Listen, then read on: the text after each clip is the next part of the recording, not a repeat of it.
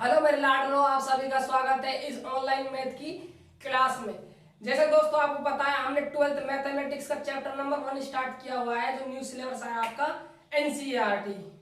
ठीक है, तो दोस्तों इसमें हमने चैप्टर नंबर फर्स्ट है जिसका नाम है संबंध एवं फलन, वो स्टार्ट किया हुआ है, जिसमें 2 बेसिक क्लासेज हो गई है। आज ये तीसरी बेसिक क्लास है चैप्टर नंबर 1 की। मैं बेसिक क्यों करवा रहा हूँ, क्योंकि मैंने आपको पहले बताया था ये चैप्टर ऐसा है जो आपके दिमाग के नट बोल्ट धीरे कर देगा। इसीलिए मैं इस चैप्टर को बेसिक से स्टेप बाय स्टेप लेकर चल रहा हूँ, जिससे कि आपको कमजोर से कमजोर बच्चा होगा उसको भी चैप्टर समझ आएगा। क्योंकि चैप्टर कहीं पर भी आप देखोगे तो ये चैप्टर सबसे पहले स्टार्ट नहीं किया जाता है।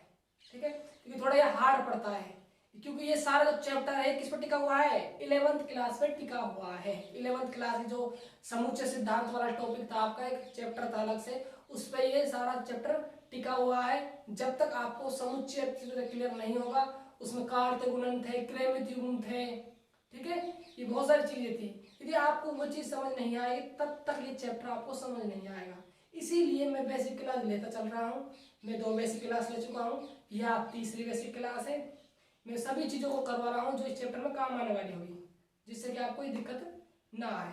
ठीक है दोस्तों, अब जब बात करता हूँ मैं नेक्स्ट क्लास की, सॉरी पिछली क्लास की, है ना, नेक्स्ट तो आएगी जो इसके बाद होगी।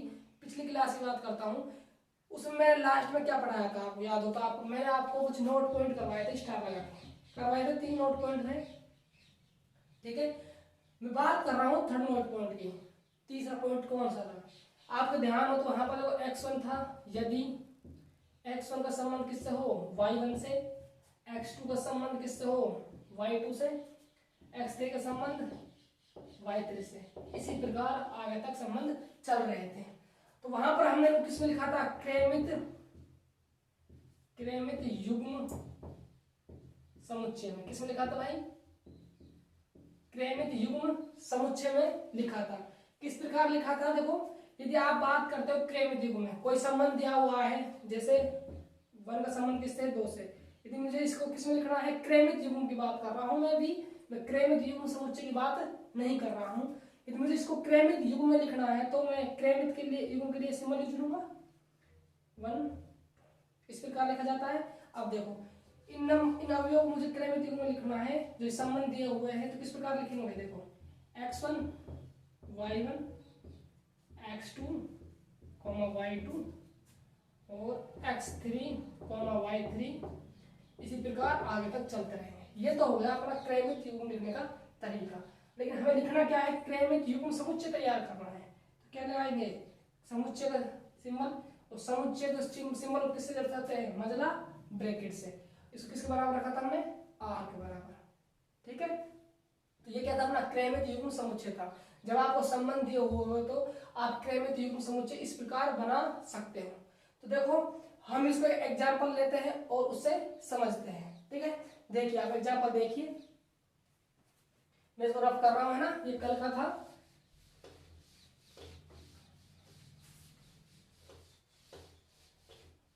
देख लें एग्जाम्पल, देखिए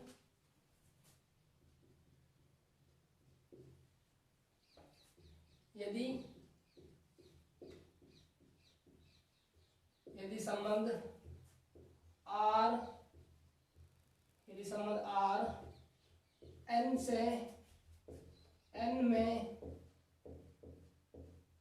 इस प्रकार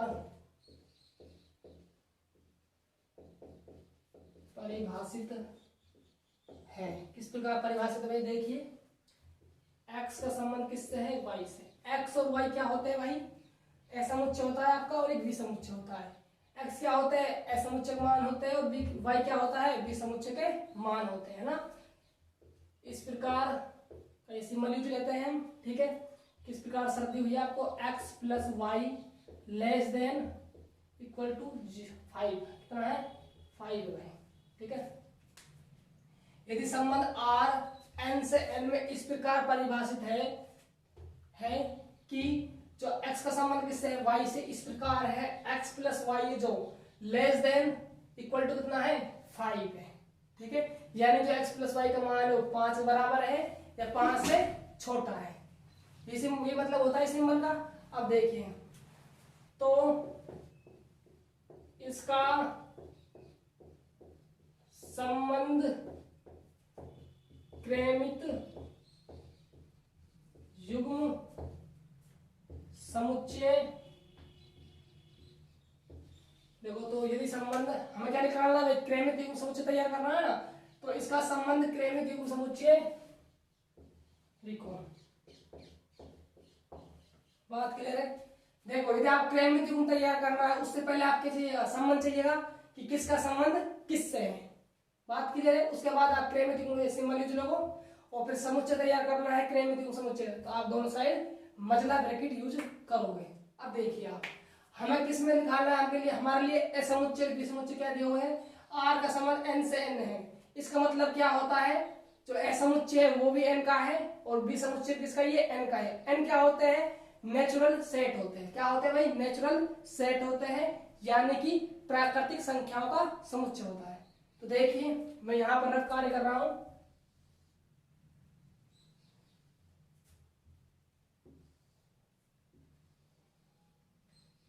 एन है, ये भी क्या है, एन है, यानी कि प्राकृत संख्या 1 से स्टार्ट होती है, इसी प्रकार कहां तक चलती है, अनंत तक। इसमें देखिए 1 2 3 4 कहां तक चलेगी, अनंत तक चलती है। ठीक है। अब देखिए अब संबंध किसने चेक करना है, हमें x plus y less than equal to 5 है। अब देखिए हमें संबंध तैयार करना है। पहले इनका जो अवयव है n वाले समुच्चय के, और ये भी n है समुच्चय, चाहे आप इसको n नाम नहीं देके n नाम दे सकते हो समझने के लिए, और ब्रैकेट में n लिख लीजिए जिससे और क्लियर हो जाएगा।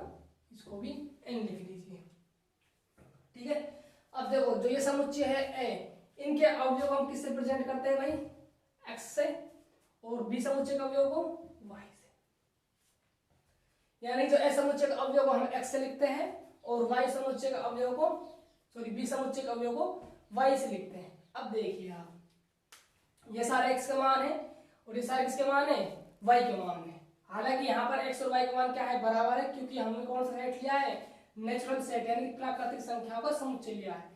अब देखिए यदि मैं बात करता हूँ, देखो x बराबर 1 पर, देखो x बराबर 1 पर, x बराबर यदि x बराबर 1 पर यदि बात करता हूँ x बराबर 1 पर, तो देखिए तो देखो x बराबर मैंने यहाँ पर 1 रखा।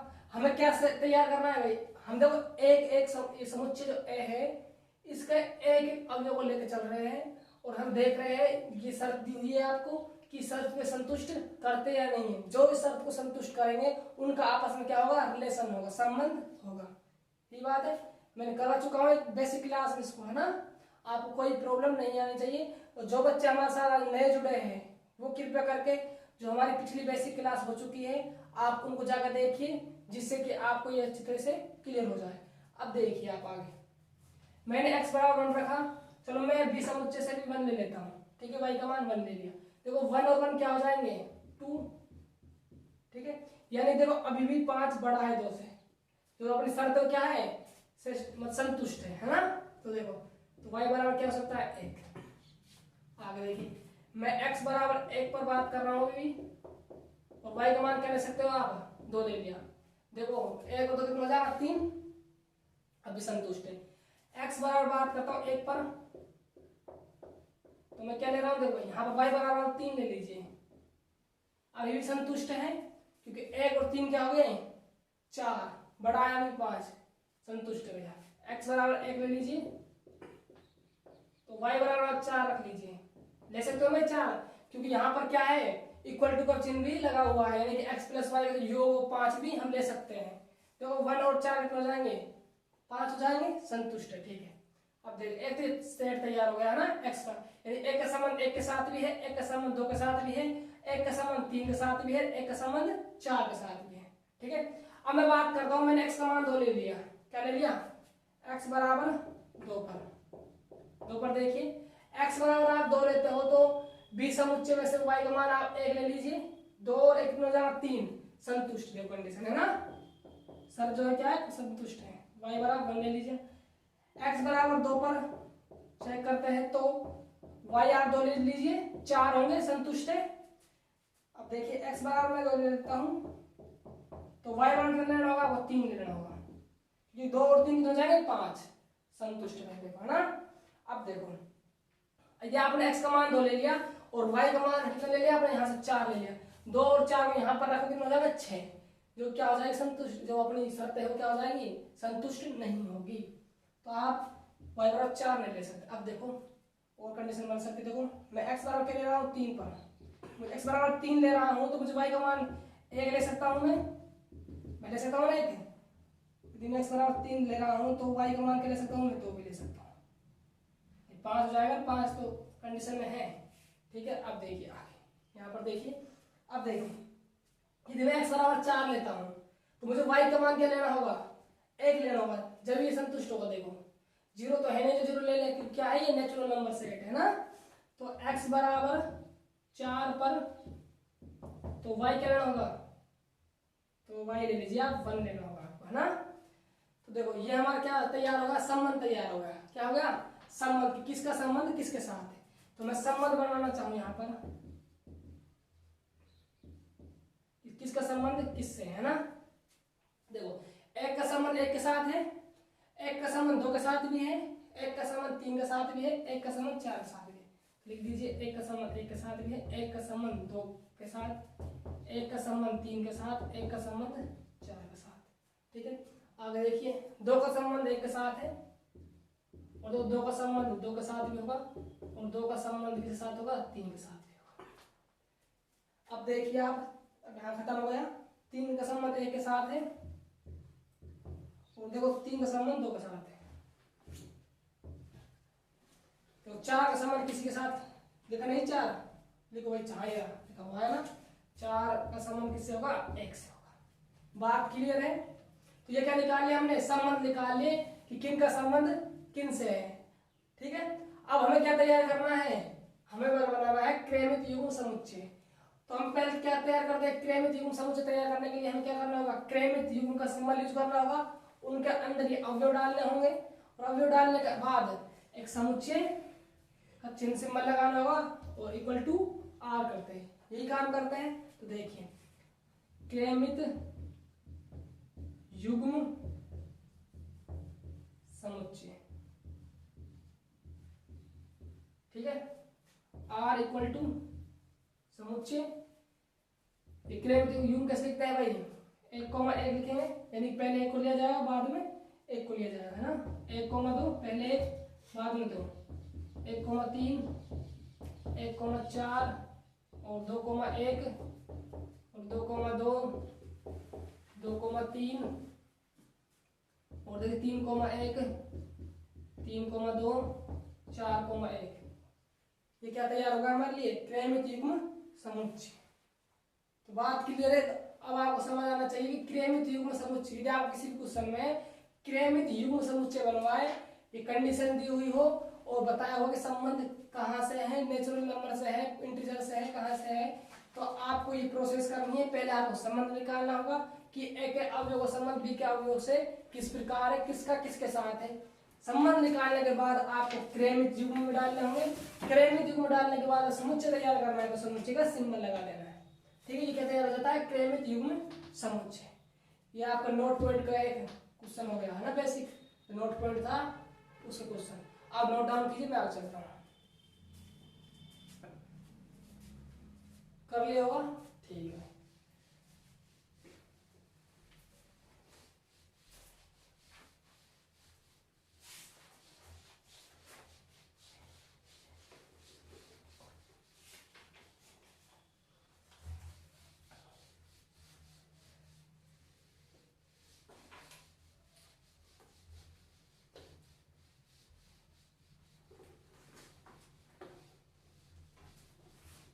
अब देखिए मैं आपको एक नोट लिखवाऊंगा, क्या लिखवाऊंगा, एक नोट लिखवाऊंगा।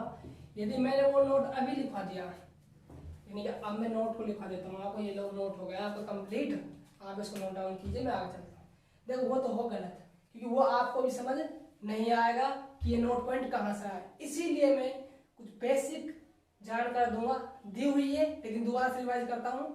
एक तो आप कार्तीय गुणनफल आपको याद हो तो क्या कार्तीय गुणनफल था, और एक क्या था, संबंध की परिभाषा, संबंध होता क्या है। मैं इन्हीं में एक संबंध निकालूंगा और वो क्या बन जाएगा, आपका नोट पॉइंट बन जाएगा। इसीलिए मैं पहले नोट पॉइंट नहीं लिखवा रहा हूँ, पहले मैं आपको कार्तीय गुणनफल दोबारा समझा रहा हूँ एक जल्दी से, है ना, और संबंध समझा रहा हूँ। उन संबंध और कार्तीय गुणनफल को मिलाकर एक नोट पॉइंट तैयार करता हूँ और उसको मैं लिखवाता हूँ, जिससे कि आपको समझ आए कि अच्छी नोट पॉइंट कहाँ से आया है। ठीक है, बात क्लियर है। देखो इस क्लास में आपको कुछ भी ऐसा नहीं मिलेगा कि भाई लिखवा दिया समझा है, ऐसा बिल्कुल नहीं होगा। हर चीज सत्य होगी और कह सकते हो आप कहाँ से आई कैसे आई, सब चीज का प्रूफ मिलेगा। ठीक है, तो देखिए भाई मैं बात करता हूँ कार्तीय गुणनफल की। कार्तीय गुणनफल आपको ध्यान हो मैंने करवाया हुआ है। कार्तीय गुणनफल क्या होता था, मान लीजिए एक समुच्चय ये है 1 2 3 4, दूसरा समुच्चय बी है, ठीक है, यहाँ पर ए बी सी मान लीजिए। ठीक है, ये मुझे कार्तीय गुणनफल बनाना है किसका, ए क्रॉस बी। ये क्या होता है भाई, कार्तीय गुणनफल होता है। किसका चिन्ह है, गुणा का, कार्तीय गुणनफल बोलते हैं इसको। इनको किस प्रकार से तैयार किया जाता है, देखो कार्तीय गुणनफल करने को तरीका देख लो भाई। समुच्चय को सिंबल लगाते हैं, मैंने करवाया हुआ है, ये बेसिक क्लास थी सेकंड, उसमें करवाया हुआ है डीपली कार्तीय गुणनफल।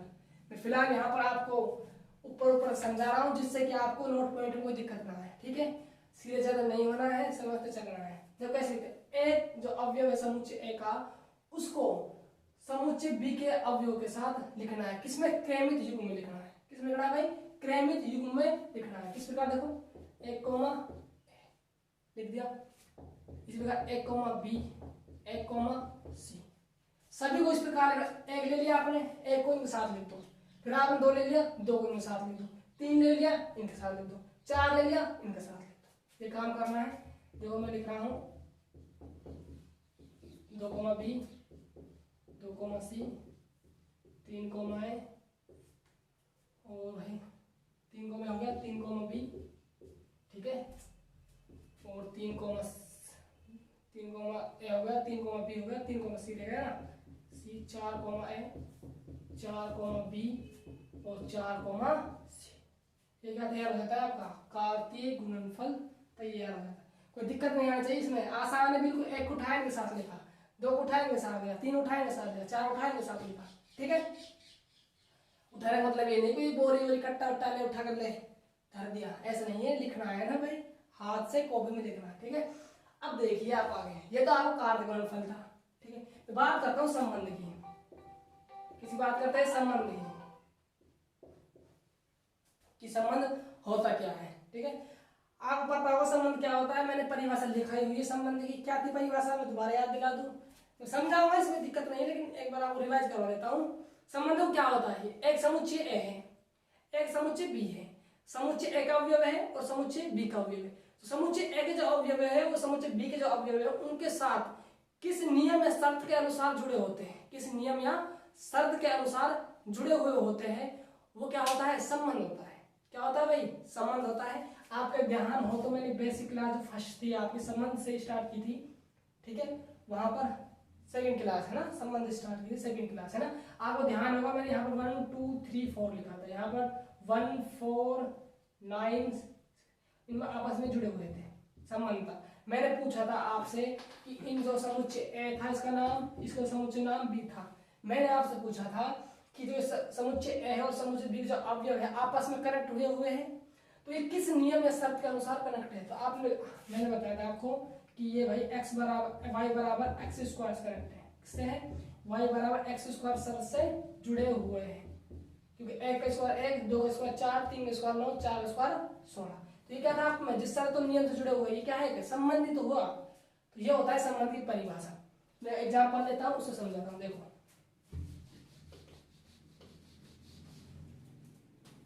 देखो अब देखिए भाई, इसका एग्जांपल समझते हैं ना। एग्जांपल मान लीजिए 2 समुच्चय है। क्या समुच्चय है, 2 समुच्चय है। देखो बात करते हैं 2 समुच्चय है। देखो ये कोई ए समुच्चय है आपका, और ये क्या है, बी समुच्चय है। इसमें अवयव लिखे हुए 1 2 3 4, इसमें भी सेम अवयव लिखे हुए हैं 1 2 3 4। ठीक है, अब देखिए आपको शर्त दी हुई है। शर्त क्या है कि जो x माइनस वाई, क्या है भाई, x माइनस जो y है वो क्या है, एक सम संख्या है। क्या है भाई, सम संख्या है। x माइनस वाई क्या है, सम संख्या है। तो इस शर्त को आपको जो जो संबंध संतुष्ट करेंगे उन संबंधों को हम लिखते हुए चलेंगे। अब देखिए आप, मैं बात करता हूँ एक लिया मैंने, ये क्या होते हैं भाई, x के मान होते हैं, ये क्या होते हैं, y के मान होते हैं। ठीक है, हमारे जो बुक में 90% कह सकते हैं 95% x और y से प्रेजेंट। जरूरी नहीं है कि ले भाई हम तो x और y से करेंगे, कुछ और से भी कर सकते हो, लेकिन जो हमारे बुक में करे हुए हैं x और y से उनको ले मैं चल रहा हूँ, जिससे कि आपको कोई प्रॉब्लम नहीं आए। आप किसी से कर सकते हो, कोई प्रॉब्लम नहीं है। ठीक है, कभी ये सोच रहे हो लेकिन ये तो कंपलसरी x और y से करते, ऐसा कुछ नहीं है ना। अब देखिए आप, मैंने 1 लिया यहाँ से, x का मान 1 लिया और चलो y का मान 1 ले लेते हैं। तो 1 में समझ आया क्या बचेगा, 0 0 क्या है, सम संख्या ही तो हुई, बात की तो कह सकते हैं हम एक का संबंध एक से हुआ। ठीक है, एक का संबंध दो के साथ देखिए, एक में से 2 जाएगा माइनस एक सम संख्या नहीं है।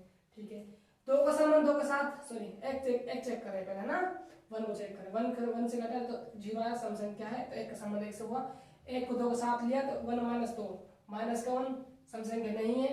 एक को 3 से चेक किया, 1 माइनस 3 कितना आया, -2। और सम संख्या क्या है, 2 क्या होती है भाई, सम संख्या होती है, चाहे माइनस में हो प्लस में, जरूर नहीं कि प्लस की जो संख्या होती है वही सम संख्या होती है, नहीं, माइनस की संख्या भी सम संख्या होती है। तो कह सकते हैं एक का संबंध किससे है, 2 से भी है, 2 से तो 3 से ना, 3 से भाई, से पढ़ लो 3 से है ना। एक का संबंध 4 साथ है, 1 माइनस 4 नहीं, ये -3 के है, एक सम संख्या नहीं है। चलो 1 का काम हो गया, 2 को चेक करते हैं, 2 में से 1 जाएगा, 1 बचेगा, 1 सम संख्या नहीं है, 2 में से 2 जाएगा, 0 बचेगा, 2 का संबंध 2 से है। आप देखिए 2 3 में जाएगा, -1 नहीं है सम संख्या, 2 4 में जाएगा, -2 सम संख्या है, तो 2 का संबंध 4 से है।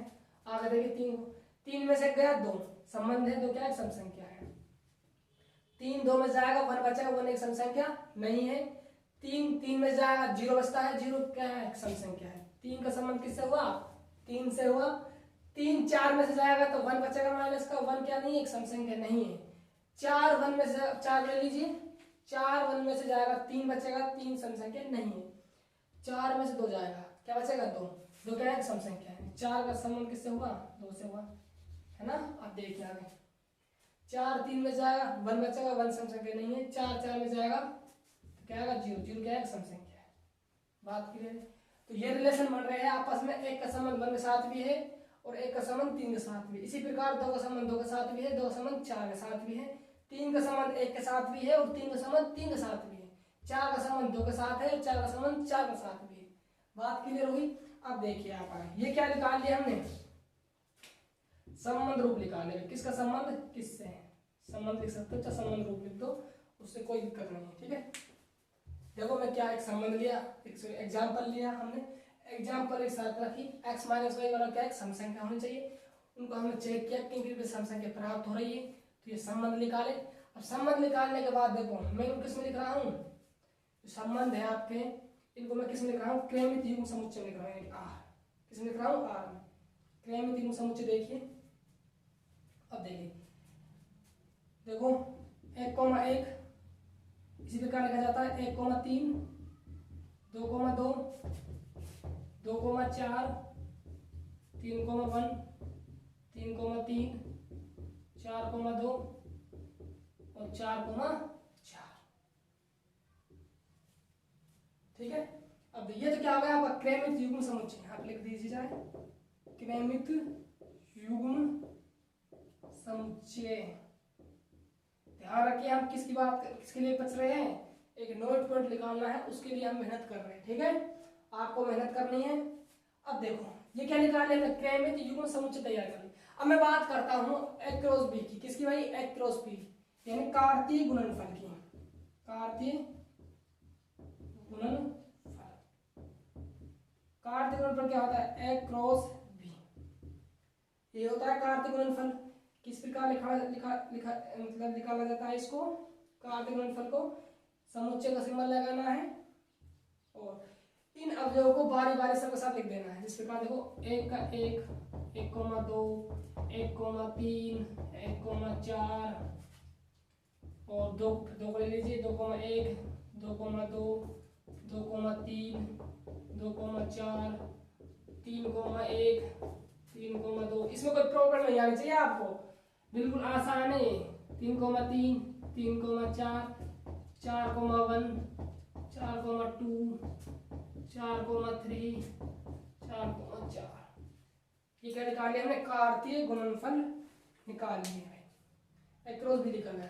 अब देखो नोट पॉइंट, अब स्टार्ट होती है नोट पॉइंट का कहानी। देखो भाई ये क्या है? क्रैमितिक समुच्चय है यार, ये क्या है? कार्तीय गुणनफल है। तो एक बात जरा गौर फरमाइएगा, बात क्या है? जो आर है आपका क्रैमितिक समुच्चय है, जो अंदर ये है, ये क्रैमितिक वाले 2,2, 2,4 नंबर लिखे हुए क्रैमितिक जो अवयव लिखे हुए हैं इनके अंदर, ठीक है। जो ये कंप्लीट अवयव क्या आपको कार्तीय गुणनफल में मिल सकते हैं? मेरा आपसे क्वेश्चन है, ये आप क्रैमितिक समुच्चय है, इनके अंदर ही क्रैमितिक लिखे हुए हैं। मैं बात कर रहा हूँ क्रैमितिक जो अंदर अवयव लिखे हुए हैं, अवयव सीक्वेंस में, किसमें भाई? सीक्वेंस में 1,1, 1,3, 2,2, 2,4, 3,1, 3,3, 4, जो भी लिखे हुए 4,2, 4,4। क्या ये नंबर आपको कंप्लीट कार्तीय गुणनफल में मिल सकते हैं? यदि आप एक क्रॉस बी निकालते हो कार्तीय गुणनफल, क्या उसके अंदर ये नंबर मिल सकते हैं? तो आप देखोगे बल, हाँ जी 1,3 चाहिए, बिल्कुल नजर आ रहा है। 1,1 भी नजर आ रहा है, 2,2 भी नजर आ रहा है, 2,4 भी नजर आ रहा है, 3,1 भी नजर आ रहा है, 4,2 भी नजर आ रहा है, 4,4 तो आपका जवाब होगा हाँ जी। बिल्कुल साहब, आप कह सकते हो कि आर के जो ये सब एलिमेंट है सारे इसके अंदर मिल सकते हैं। मेरा जवाब आया ठीक है, बिल्कुल मिलेंगे। यदि ऐसा कुछ होता है कि इसके जो अवयव है इसके अंदर मिल रहे हैं तो क्या बोलते हैं हम उसको? अरे बताओ रे लालाओ, क्या बोलेंगे उसको? उपसमुच्चय। तो नोट पॉइंट निकल के तैयार हो जाता है आपका क्या कि आर सबसेट कहलाएगा किसका? एक्रोस बी का, यानी कि आर उपसमुच्चय कहलाता है एक्रोस बी का। कार्तीय गुणनफल जो होता है उसका आर उपसमुच्चय कहलाएगा एक्रोस बी का। आप इसको उपसमुच्चय को इससे दर्शा सकते हो, इससे इंग्लिश में बोलते हो सबसेट। क्या बोलते हैं? सबसेट। ठीक है, बिल्कुल नोट पॉइंट आपका क्लियर हो जाना चाहिए दिमाग में कि कैसा आया और होता है सच। सच्ची बात है भाई, झूठी तो नहीं है ना? बिल्कुल। अब देखिए आप आगे इसे लाइन और लिख देते हैं ना, यदि ये लाइन लिख दो, इसको लिखने कोई मतलब नहीं, लिख लो चलो। यदि संबंध आर ए से बी में परिभाषित है, परिभाषित मतलब क्या है भाई? संबंध है ना, परिभाषित है।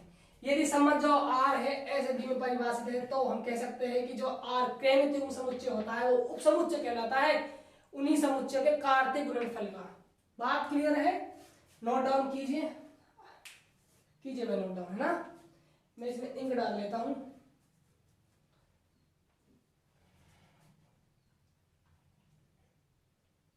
कीजिए आप, नोट डाउन कीजिए।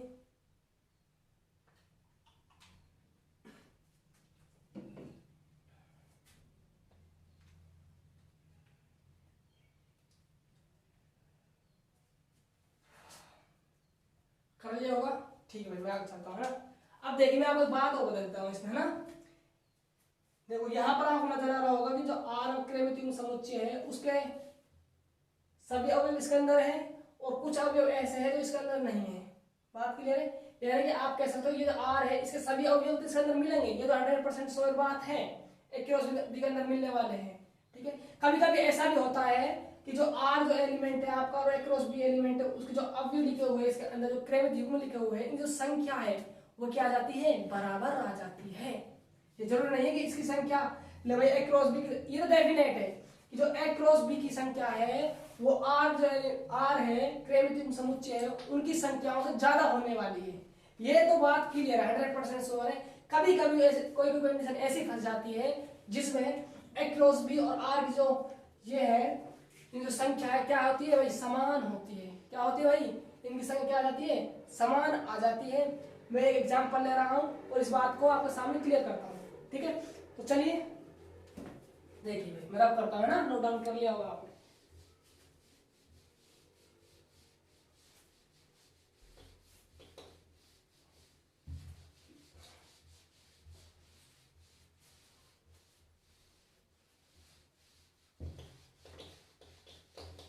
बोर्ड हिल रहा है, अगर गिर नहीं जाए, देखेंगे इसको गिरेगा तो ये, लेकिन आपको नहीं करने देंगे भाई, है ना? बोर्ड चाहे गिर जाए इसको दोबारा लगा लेंगे।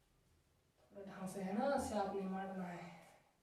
ठीक है, ये क्या हो गया आपका क्रमिक युग्म समुच्चय तैयार हो जाता है और ये आपका एक्रोस है। अब देखिए आप इसके अंदर ये एलिमेंट्स लिखे हुए हैं और ये लिखे हुए हैं 1,1 है इसमें, बिल्कुल है। ये तो डेफिनेट है कि आर उपसमुच्चय होने वाला है ए क्रॉस बी का, लेकिन हम देख रहे हैं कभी कभी जो संख्या है इनकी ये क्या हो जाती है, बराबर भी हो जाती है। ठीक है, अलग तो ज्यादा इसकी होने वाली है, लेकिन कभी कभी ऐसी कंडीशन फंसती है इसकी संख्या सेम हो जाती है। और यहाँ पर चीज आपको नजर आ रही है, देखो 1,1 1,2 1,3 2,1 2,2 2,1 है ना। तो हम क्या बोलेंगे भाई, जो आर के बराबर क्या है, एक क्रॉस, यानी जो आर है और एक क्रॉस क्या हो गया आपस में बराबर हो गए, क्योंकि सेम यहाँ है सेम ही यहाँ पर है। नोट पॉइंट जो समझ आया, नोट पॉइंट आपको समझ आ गया होगा क्या था, आर उपसमुच्चय कहलाता है ए क्रॉस बी का। इसको मैंने एक एग्जांपल लिया, उससे आप क्लियर किया। उसके बाद मैंने अवयव क्लियर किया कि अवयव ए क्रॉस बी में ज्यादा होंगे ए क्रॉस बी में, तो लेकिन कभी कभी ए क्रॉस बी और आर बराबर भी हो जाते हैं, जैसा कि आपको यहाँ नजर आ गया होगा। ठीक है, तो आप नोट डाउन कीजिए, मैं अब चलता हूँ। कर लिया होगा आप, स्क्रीन पॉज करके कर लिया करो भाई, है ना।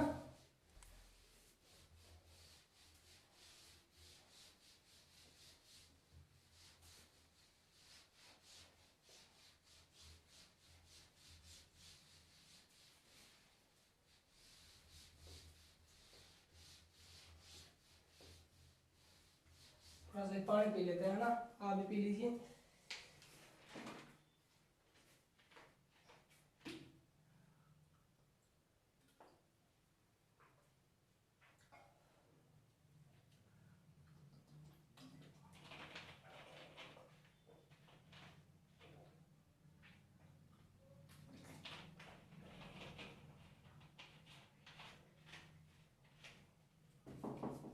ठीक है भाई, अब देखिए आप, अब अगली हेडिंग पढ़ने वाले हैं संबंध में प्रांत एवं परिसर।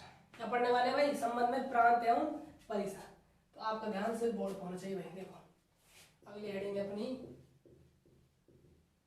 संबंध में प्रांत एवं परिसर।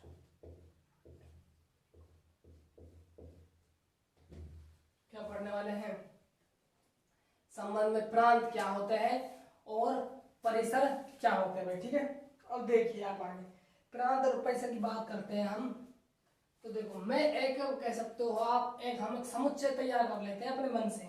किससे, अपने मन से एक समुच्चय तैयार कर लेते हो। कौन सा, क्रमिक युग्म समुच्चय अपने मन से तैयार कर लेते हैं कोई। जैसे मान लीजिए मैं तैयार कर रहा हूँ क्रमिक युग्म समुच्चय, मैं आपको डिफाइन करने वाला हूँ कि प्रांत के जो अवयव उनको आप किस प्रकार लिखते हो और जो परिसर का अवयव है उनको आप किस प्रकार लिखते हो। ठीक है, तो देखिए मान लीजिए कि मैंने क्रमिक युग्म समुच्चय तैयार किया अपने मन से, आप कर लीजिए। जैसे 1,2 3,4 कर लीजिए, a,b, ठीक है, और 3,8। चलो इनसे समझ आ जाएगा ना, ये हमने क्रमिक युग्म समुच्चय तैयार कर लिया है। किसी कोई समुच्चय होंगे ए और बी, उनसे आए होंगे, है ना। आपको गहराई में नहीं जाना, वो समझना है प्रांत और परिसर। ठीक है, कोई अवयव कोई समुच्चय होंगे उनसे आया है, समझने के लिए, है ना। कुछ भी कर सकते हो आप। ठीक है, अब देखो मैं बात करता हूँ प्रांत की। सिंबल लगाते हैं, ज्यादा बड़ा हो जाएगा। चलो देखेंगे ना, आप नहीं मांगना है यार, मांगना है मतलब ब्रैकेट। ठीक है, अब देखो मुझे निकालना है प्रांत, तो हमेशा याद रखना, जिंदगी भर याद रखना, यदि आपको प्रांत निकालना है, प्रांत के अवयव निकालने हैं, तो आपको हमेशा जो यहाँ पर पहले नंबर लिखा हुआ है क्रमिक युग्म में, ये नंबर आपको लेने हैं। और एक बात और विशेष रूप से ध्यान रखनी है कि कोई भी नंबर बिलोंग्स टू आर है। क्या है भाई, बिलोंग्स टू आर। ये तरीका होता है प्रांत को मैथमेटिक्स में लिखने का। ठीक है, समुच्चय आपको ए और बी दिए होंगे यहाँ पर। हालांकि ये भाई जब आर किससे बना हो क्रमिक समुच्चय, ए कोई समुच्चय रहा होगा, बी कोई समुच्चय रहा होगा, उनमें संबंध निकाला होगा, संबंध निकालने के बाद हम क्रमिक समुच्चय तैयार किया होगा। तो एक लिख सकते हो आप, यदि लाइन में लिख दूंगा यहाँ नीचे, है ना, आपको टेंशन लेने की जरूरत नहीं, लिख दूंगा उस लाइन को भी। अब देखो परिसर की बात करता हूँ, है ना, परिसर। अब देखो परिसर क्या होगा भाई, एक्स जी के रिप्लेस कर दो वाई को, ये तो भाई एक्स को वाई रखना है ना, क्योंकि पहले x का मान लिया जाता है समुच्चय से और बाद में b समुच्चय से y का मान बिलोंग्स टू बात क्लियर है। यानी कि देखो x जो मान होगा, हम कि प्रांत में किसका मान ले रहे हैं, x का मान x का मान x का मान x का मान, परिसर में किसका मान ले रहे हैं, y का मान y का मान y का मान y का मान। ठीक है, देखो x क्या होना चाहिए, x y का मतलब क्या है, पहला अवयव किसका है, समुच्चय A का, दूसरा अवयव किसका है, b समुच्चय। इनमें क्या होना चाहिए, आपस में संबंध होना चाहिए। संबंध होगा तभी तो बना होगा 1, 2, यानी कहीं ना कहीं एक का संबंध किस रहा होगा, 2 से रहा होगा। ठीक है, इसीलिए रिलेशन का सिंबल लगा हुआ है बिलोंग्स टू रिलेशन, यानी संबंध हो। इसी प्रकार y देखो, y फिर क्या होगा आपस में, x और y में क्या हो, संबंध। बात समझ आ रही है। तो ये क्या होगा, प्रांत और परिसर को मैथमेटिक्स में लिखने का तरीका। आप लाइन और ऐड कर सकते हो। देखो यदि यानी कि चलो यदि संबंध R A से B में परिभाषित हो, बिल्कुल भाई, दो समुच्चय होंगे तभी तैयार कर सकते हो आप त्रैमितिक समुच्चय को। ठीक है, ये क्या हो जाता है, प्रांत और परिसर को लिखने का मैथमेटिक्स तरीका। तो मैंने आपको संबंध, प्रांत और परिसर की कुछ बेसिक नॉलेज दी है। हम एग्जाम्पल लेते हैं, घबराना नहीं, उससे समझते देखो। ठीक है भाई, चलते हैं आगे। आगे देखो होता है क्या,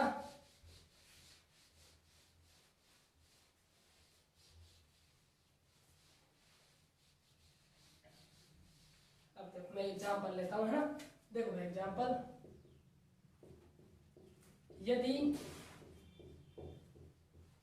यदि संबंध R A से A में, किसमें भाई, A से A में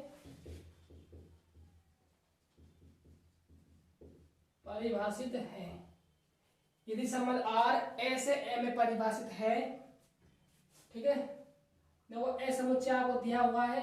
ए से का मतलब क्या है, ए समुच्चय भी ए ही है और जो बी समुच्चय है वो भी क्या है भाई, ए ही है।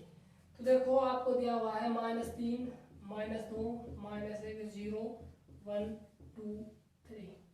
ठीक है, सेम समुच्चय तो लेना है दोनों के लिए, है ना। जो समुच्चय लेते हैं ना उनके लिए यही काम लेना है। यदि बात करता हूँ शर्त की, शर्त दी हुई है आपको, बड़ी शानदार शर्त है, 1 + xy > 0। ठीक है, अब देखो भाई, अब देखो हमें क्या निकालना है, प्रांत और परिसर। यहां लिख सकते हो आप प्रांत परिसर, कुछ समझ जाएगा अपना, बड़ा शानदार ये निकालना है, प्रांत और परिसर तैयार करना है। ठीक है, अब देखो प्रांत और परिसर कब निकाल पाते हैं हम, जब हमारे पास क्रमित युग्म समुच्चय हो। क्या हो भाई, क्रमित युग्म समुच्चय यदि हमारे पास हो तो हम प्रांत तो कैसे निकालेंगे, x का योग ले लेंगे, और परिसर कैसे निकालेंगे, y का योग लेंगे। और कोई भी अवयव रिपीट नहीं होना चाहिए, ध्यान क्या रखना है, कोई भी अवयव रिपीट नहीं होना चाहिए। मैं इस बात को बार बार दोहरा रहा हूँ, आप इस पर गौर फरमाइए कि कोई भी अवयव दोबारा रिपीटेड ना होना चाहिए। ठीक है, बात क्लियर। अब देखो हमें तैयार करना है क्रमित युग्म समुच्चय, उसके लिए पहले हमें संबंध निकालना होगा, किसका संबंध किसके साथ है, फिर बाकी काम आसान हो जाएगा। देखो भाई संबंध निकालना है पहले, मैं यहाँ पर अब कार्य के लिए तो समुच्चय तैयार कर लेता हूँ। पहला भी ए है, दूसरा भी ए है। बात करते हैं -3 -2 -1 0 1 2 3 0 -1 -2 -3 1 2 3। ठीक है, अब देखिए हम स्टार्ट करते हैं, कंडीशन ये है आपके पास, हम स्टार्ट करते हैं -3 से, शुरू से स्टार्ट करते हैं। -3 और -3, देखो x की वैल्यू क्या होते हैं भाई, x के मान होते हैं, और ये क्या होते हैं, y के मान होते हैं। देखो भाई मैं निकाल रहा हूँ पहले संबंध, यहाँ पर संबंध निकाल, मैं स्टार्ट कर रहा हूँ -3 से। पहले स्टार्ट किससे करते हैं, x की वैल्यू लेते हैं, फिर y की वैल्यू, -3 और यहाँ से भी -3। देखो -3 गुणा होगा -3 से, क्या जाएगा, प्लस का 9, 1 में 9 जुड़ेगा तो 10, देखो 0 से बड़ा है। कह सकते हैं -3 का संबंध किससे है, -3 से। ये r में से घट नहीं रहा है, ऐसे है ना।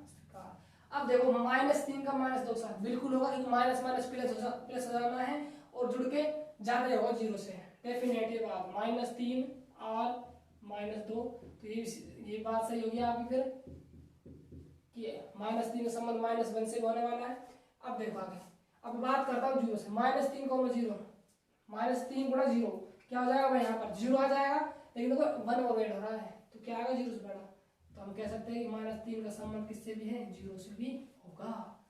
अब देखते हैं, देखो -3 का संबंध x से है नहीं। देखो -3 यहाँ -3 होगा और 1 गुणा होगा, तो -3 यहाँ 1 है, क्या जाएगा -2। देखो 0 से छोटा गया, तो -3 का संबंध +1 से संभव नहीं है। तो ये भी कह सकते हो आप 2 से संभव नहीं होगा। चेक कर सकते हो, देखो 1 -3 गुणा होगा 2 से, 1 -6, देखो -5 क्या हो गया, <0 हो गया। ठीक है, नहीं है। अब देखो बात करता हूँ 3 से भी नहीं होगा फिर तो। ठीक है, तो -3 का संबंध इन्हीं से है बस। आगे देखो भाई, अब चेक करते हैं -2 का संबंध किसके साथ होगा। तो -2 का सीधी सी बात है, माइनस वाले टर्मों के साथ तो होना ही होना, डेफिनेटली हम सिद्ध कर चुके हैं अभी, क्या है ना हमने। तो इनको मैं लिख देता हूँ, -2 का संबंध किससे है, -3 से है, -2 का संबंध किससे है, -2 से है, और -2 का संबंध किससे है, -1 से। तो ये सीधी सी बात है, ये भी होगा भाई। -2 का संबंध किससे होगा, 0 से भी होगा ना, क्योंकि 0 हो जाएगा तो 1 बड़ा हो जाएगा, है ना। एक से चेक करते हैं, एक बिल्कुल नहीं होगा भाई। देखो 1 प्लस हमने ले लिया -2 और 1 कितना जाएगा, -2। देखो माइनस की वैल्यू आ गई, नहीं है ना। तो कह सकते हैं कि 2 भी नहीं होगा, 3 भी नहीं होगा, कहानी खत्म। आगे चलते हैं, देखो -1 को देखते हैं। -1 का संबंध सीधी बात है, नेगेटिव वाले के साथ तो होने ही होना, 100% है, 0 तक तो होगा ही होगा। आंख नीचे लिख सकते हो भाई, अब -1 -0। ठीक है, ठीक भाई। यदि बात करता हूँ मैं, देखो -1 से 1 गुणा होगा, यहाँ 1 है प्लस में।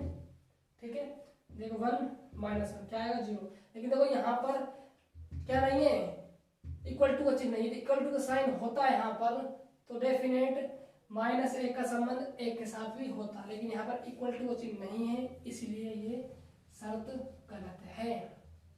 बात की 0 से बड़ा देखना है हमें, 1 + xy का मान है ना, xy का मान ले। अब देखो आगे आप 1 का संबंध चेक कर लिया, अब चेक करते हैं 2 का संबंध। -1 का संबंध हाँ हो गया, -1 तक हो गया है ना। अब 0 स्टार्ट करते हैं। देखो सीधी सी बात है, 0 इन जितने भी टर्मों के साथ गुणा होगी तो क्या निकाल देगी बाहर, 0 निकाल देगी, क्योंकि x और y क्या हो रहा है, यहाँ पर गुणा हो रहे हैं। और यहाँ पर आप 0 को इस वाले जो कॉलम है किसी से गुणा कर लो, क्या आने वाला है, 0। और देखो 1 ऐड हो रहा है, सीधी सी बात है कि 0 पर ये सारी वैल्यू काउंट होगी, संबंध में आएगी। क्लियर है ना बात। लिख देता हूँ मैं, देखो 0 का संबंध -3 से भी होगा, और 0 का संबंध -2 से भी होगा, 0 का संबंध -1 से भी होगा, 0 का संबंध 0 से होगा, और भाई 0 का संबंध 1 से होगा, 0 का संबंध 2 से भी होगा, और 0 का संबंध 3 से होगा। ठीक है, अब देखो 2 का संबंध, इसलिए बात करता हूँ 2 का संबंध की। देखो 2 का संबंध -3 से नहीं हो सकता, क्योंकि गुणा होगा तो -6 आएगा, यानी -5 बच जाएगा, छोटा है 0 से। यहाँ तक बात करनी बेकार है, 0 से स्टार्ट करते हैं। 2 का संबंध 0 के साथ बिल्कुल है भाई, होगा ना, एक बचेगा। ठीक है, 2 का संबंध 2 के साथ है, बिल्कुल है। 2 का संबंध 2 के साथ है, 2 का संबंध 3 के साथ है, बिल्कुल आएगा। 3 को देखते हो, यहाँ तक कहानी खत्म। 3 का संबंध 0 के साथ होगा, 3 का संबंध 2 के साथ भी होगा, और 3 का संबंध 3 के साथ भी होगा। देखो बहुत सारे क्या बन गए हमारे पास, संबंध बन गए। अब इन क्या लिख रहा है, क्रमिक युग्म समुच्चय तैयार करना है। देखिए यहाँ पर क्रमिक युग्म समुच्चय, क्रमिक युग्म समुच्चय। देखो अब क्रमिक युग्म समुच्चय क्या लेते हैं, R लेंगे। ठीक है, अब इन सभी को क्या लिखेंगे, क्रमिक युग्म समुच्चय में लिखेंगे। देखो -3 का संबंध -3 से, -3 का संबंध -2 से। देखो बहुत सारे अवयव है, संबंध है, इसलिए मैं इनको डैश से करके लास्ट में लिखा हूँ, है ना। 3 का संबंध आप से है, आप चित्र में देख सकते हो, और लिखा हुआ है ना। अब देखो भाई, आप मैं लिख दिया क्योंकि बहुत ज्यादा हो जाता, लेकिन थोड़ी दिक्कत आती बोर्ड पर, है ना। अब देखो हमें तो बात करनी है प्रांत और परिसर की, तो प्रांत की बात करता हूँ मैं, उसको रब कर देता हूँ, वहां पर प्रांत और परिसर लिखता हूँ। देखो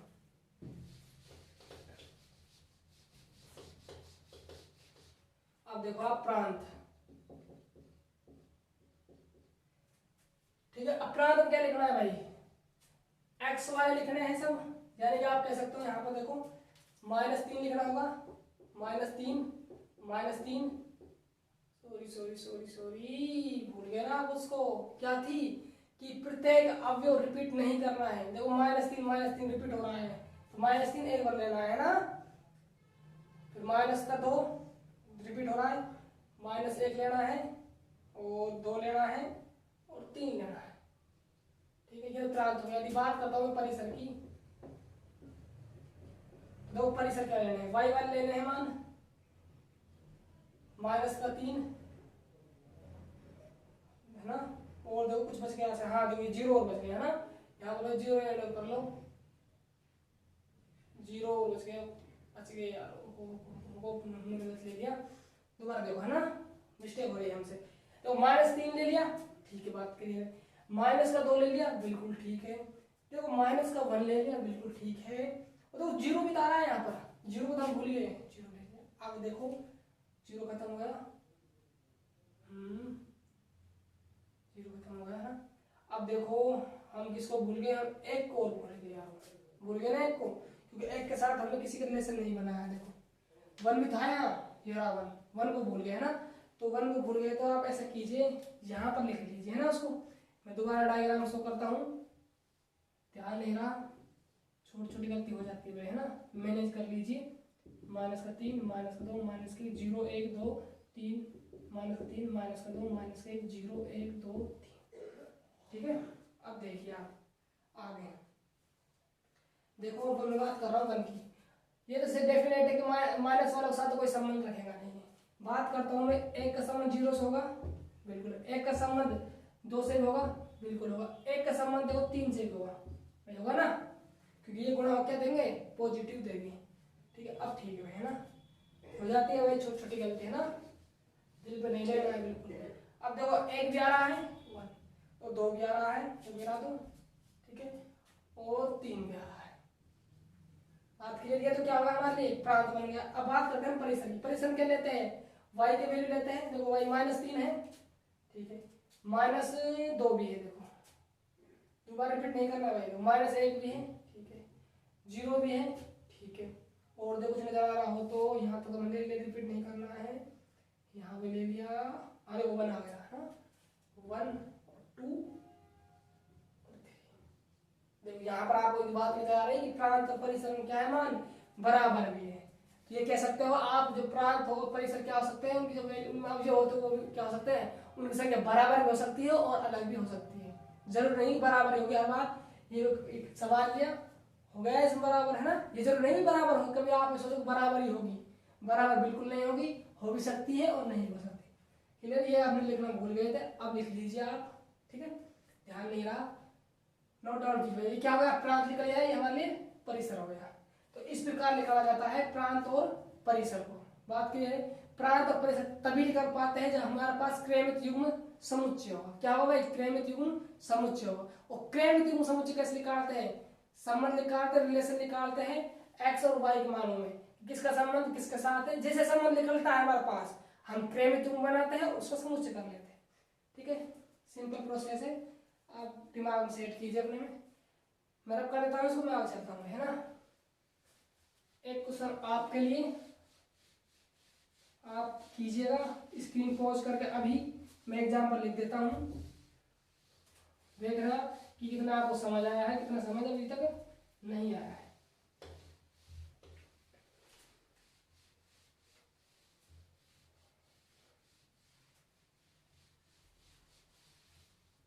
ठीक है, अब देखो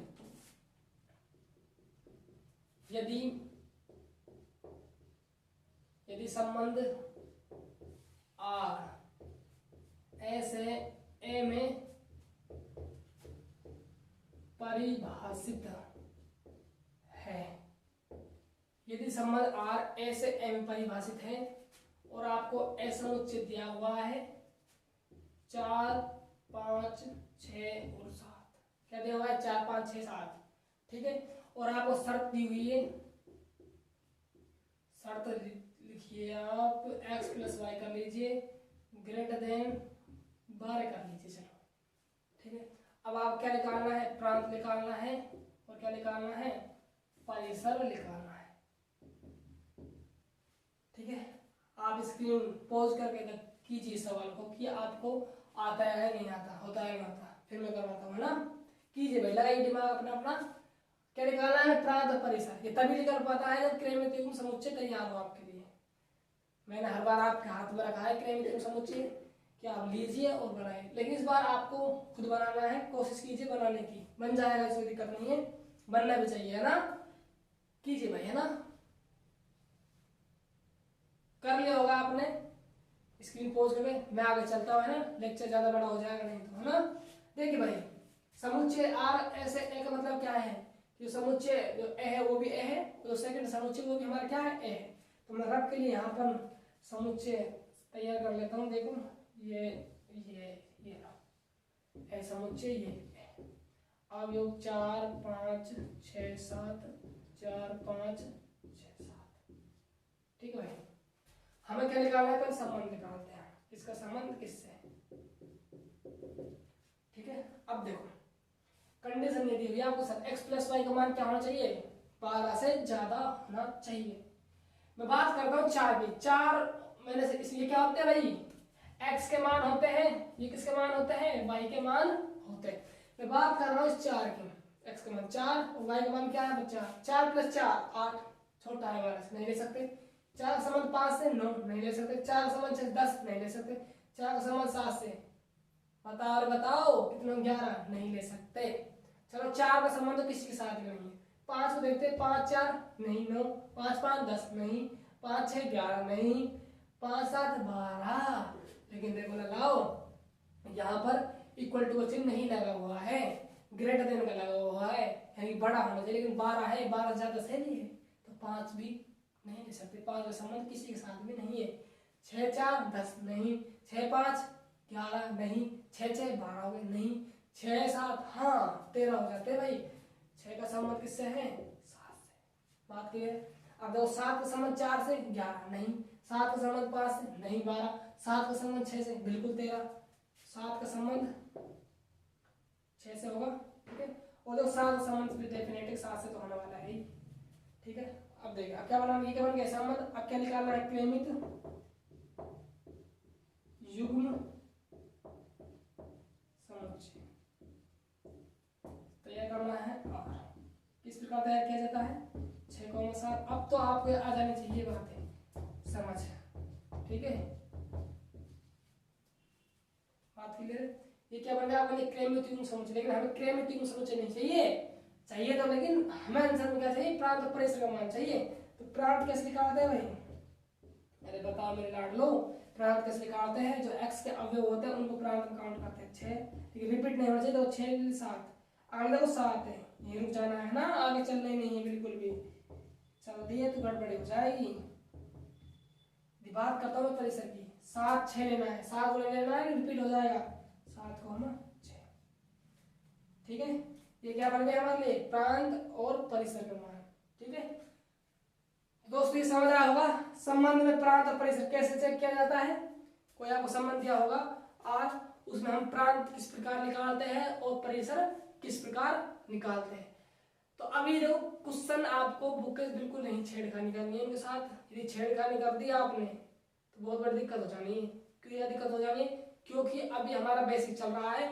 जब तक इस चैप्टर का बेसिक क्लियर नहीं होगा, जब तक आपके चैप्टर समझ नहीं आएगा, मैंने बात हजारों बोल दी जब से क्लास स्टार्ट किए, तो आपको अभी और सबर रखना है, 1-2 दिन देखना है, बेसिक और भी है, मैं करवाता चल रहा हूँ, स्टेप बाय स्टेप चलना है। देखो हमें तो दिमाग में फालतू टेंशन लेनी नहीं है, चलने दो स्टेप बाय स्टेप। जब तक देखो हमें टाइम लग गया 2-3 दिन में, कोई दिक्कत नहीं, लग जाने दो, लेकिन आपके चीज हर चीज एकदम जबरदस्त तरीके से समझ आ जाएगी तो आपका टाइम आगे बढ़ सकता है इस चैप्टर में। यदि आपके चैप्टर समझ नहीं आया, मान लीजिए आपके चैप्टर समझ नहीं आया, चैप्टर समझ आया नहीं, और जब तक मैंने पढ़ा है वो भी टाइम गया, मान रहा हूँ मैं बेसिक नहीं करवाता आपको, तो आपका चैप्टर समझ नहीं आया, और जो मैंने मान लीजिए 10 क्लास होती या 11-12 जो क्लास होती, वो क्लास में टाइम वो भी गया 10-11 दिन, कोई फायदा मिला उससे बताओ आप। यदि मैंने 3 दिन भी एक्स्ट्रा ले लिए तो ये तो है कि हम ये तो निश्चित हो सकते हैं कि हाँ हमारा चैप्टर नंबर 1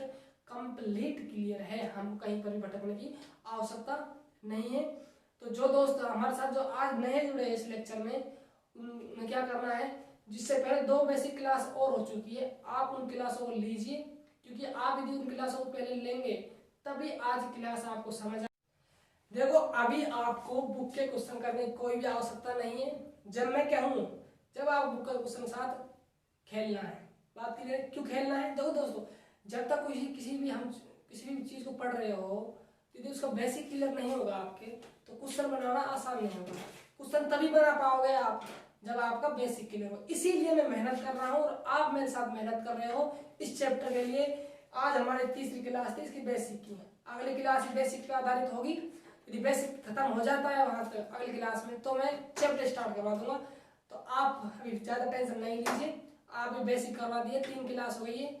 आप बार बार रिवाइज कीजिए जब तक आपको बेसिक समझ नहीं आएगा, जब तक ये चैप्टर को समझ नहीं आएगा। मैंने ये बात पहले ही बोली थी चैप्टर स्टार्ट होने से पहले, क्योंकि तभी आप इसकी खोपड़ी में छेद कर पाओगे, तब इसका बेसिक आपके समझ आएगा।